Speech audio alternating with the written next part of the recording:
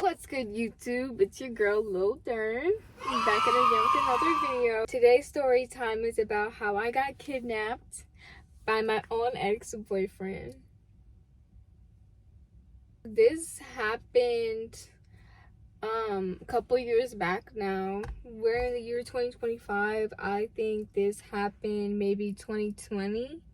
So I was like 19 years old. He was my boyfriend at the time, and we pretty much lived together, but he didn't really live where I was living, because it was originally mine and my cousin's apartment, and then he would be there pretty much every day. So it was like he pretty much lived here, whatever. But we were a pretty toxic couple, I would say, and we would break up a lot. Now, when we would break up, it wouldn't really be real breakups every single time.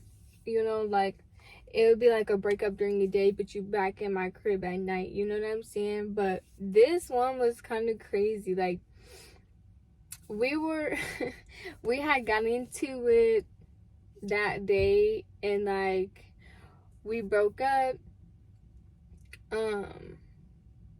But then he had came back to my apartment, and I think he wanted to talk. So we were gonna get in his truck and go somewhere and talk, because he had a truck, like a real pickup truck type shit.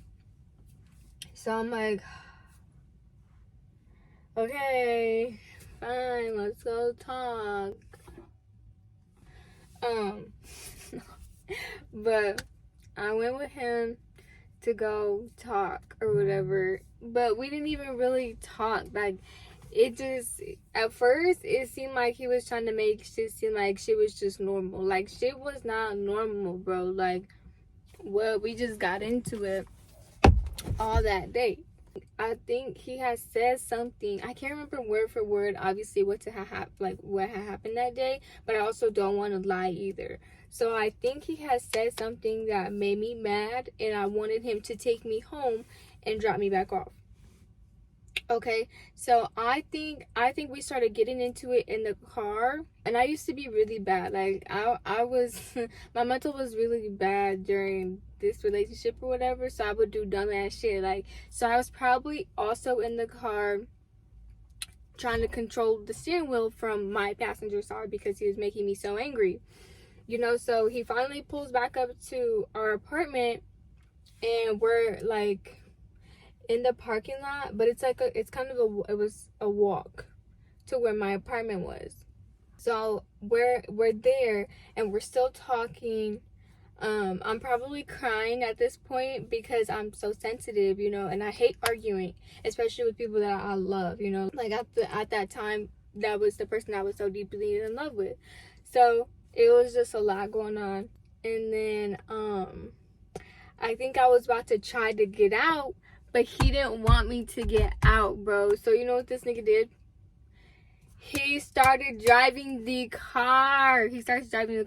And I'm telling him to pull over. I want to get out. I want to go home. I want to go home. Let me out. He doesn't want to let me out. So I think at some point I opened the door while he was driving, because I kept telling him, I'm going to jump out if you do not pull this car over. He didn't care. He wanted me to jump out that fucking car, bro. And I'm like, okay, now shit's really getting crazy, because I'm not jumping out this motherfucking car. And he would just keep calling me weird for trying to get out and stuff. Bro, no, I'm over the conversation. Let me go home. And we just kept going around. It seemed like we just kept driving around the apartment complex. There's now you're just wasting gas. There's no reason we should be going around in circles around the apartment complex. It's not that big. I kept telling him, I have to pee, bro. And I think he thought that I was just saying that so he would let me go home. But no, I really had to pee while this was happening. And I'm like, bro, if you don't let me out this car right now, I'm going to pee in your car.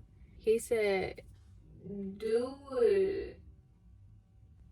I'm like, bro, what the fuck is wrong with you? Take me home, or I'm going to literally piss in your truck. He still didn't take me home. So you know what I did? 3 hours later.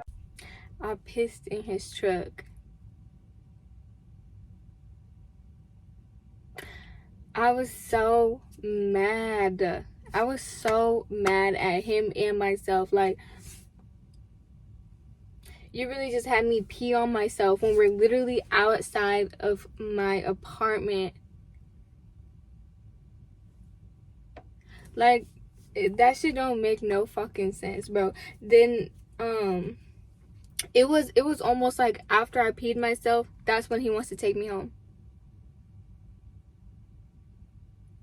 We could have avoided all of this if you would have just took me home when I told you that I was done talking. I want to go inside. I gotta pee. But no.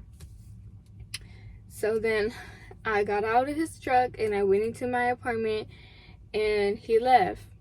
And I told him I'm not cleaning his seat because what, you got me fucked up. You should have never did all that. You could have just took me home. And then so I started telling everybody he kidnapped me because what the fuck, I did not want to be there. I did not want to be there. And then the next day he was back at my apartment. Like, that's irritating. Like, that shit like that is so dumb and toxic. We were so toxic, bro.